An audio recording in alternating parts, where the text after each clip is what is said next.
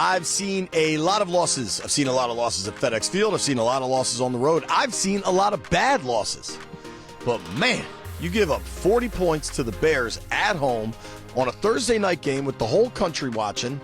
They hadn't won a game. They had 450 yards of offense. Oh, by the way, it was 27-3 at halftime. I suppose we need to have a podcast.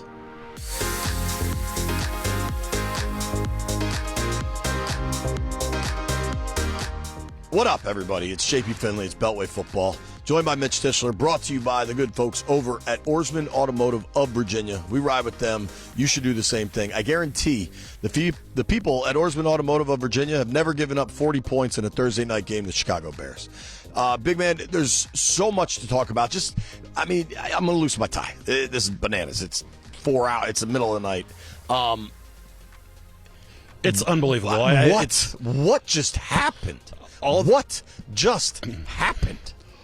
All this team has talked about, the defensive side of the ball since training camp, is starting fast and forcing turnovers.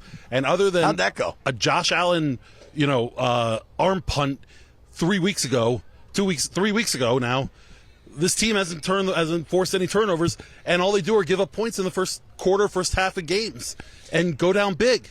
It's unbelievable. They lost to Philly, but they competed in a manner that we hadn't seen, certainly in the Buffalo loss.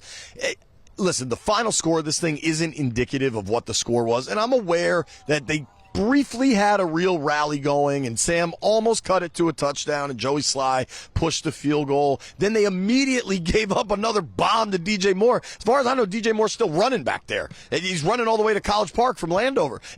He had 230 yards and 3 touchdowns. That's the most yardage they've given up to a receiver in a single game since Bob Hayes in 1966. Mitch, what's your Bob Hayes file? I got none. He played for the Cowboys. I don't know he who played fast. for the Cowboys. Right. And I mean no disrespect to Bob Hayes. I'm sure he's clearly a fantastic player. But what are the secondary? You can't be ugly and mean, right? Like, you can be ugly and nice, or you can be pretty and mean, but you can't be ugly and mean. The secondary can't struggle in coverage and in tackling. Yeah, you can do one or the other, and it's probably not going to be good. But if you can't cover and you can't tackle, it's going to be bad. And you can't get pressure on the quarterback. Right. I mean, these guys are shell-shocked up front. The front four, I think from the Josh Allen game and the way that he was able to beat them with their legs, has these guys not knowing what to do. They're not playing free and fast. They're thinking. You can see them trying to contain the quarterback, which is the correct thing to do, but then ultimately giving up huge gaps in the middle of the defense. And dude, they almost psyched themselves up. I mean, the way Ron talked about Fields, you'd think they were playing Randall Cunningham that year. You had Randy Moss on the Vikings. Michael Vick, any of these guys. And don't get me wrong, Fields has great feet and looked good last week against Denver. But prior to that, Fields had been terrible. They were talking about having to run him out of town in Chicago and using the number 1 pick on Caleb and all this stuff.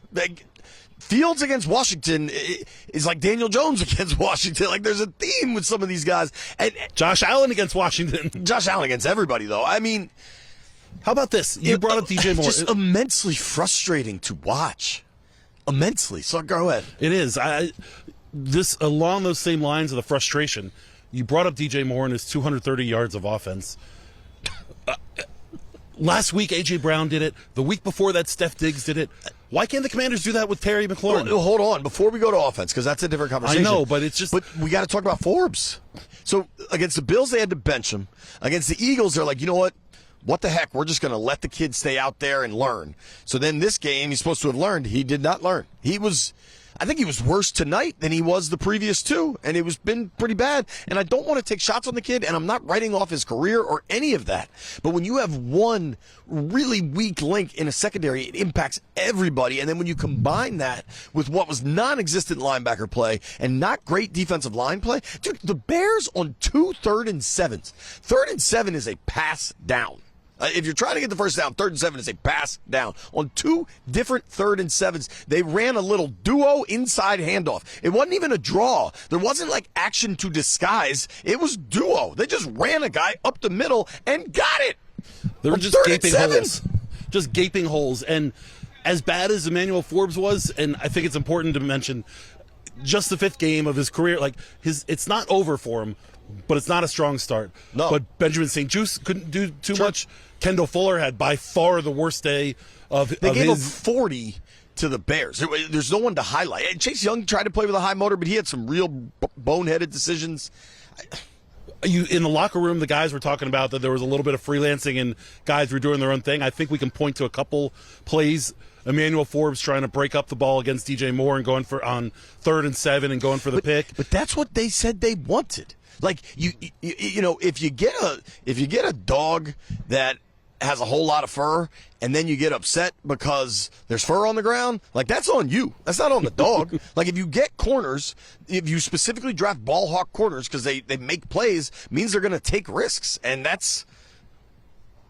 Yeah, St. Juste had one. He told me about it in the locker room. I mean, the guys are properly remorseful, and mostly the locker room vibes seem right. I will say that was a disaster, big man. It was a disaster.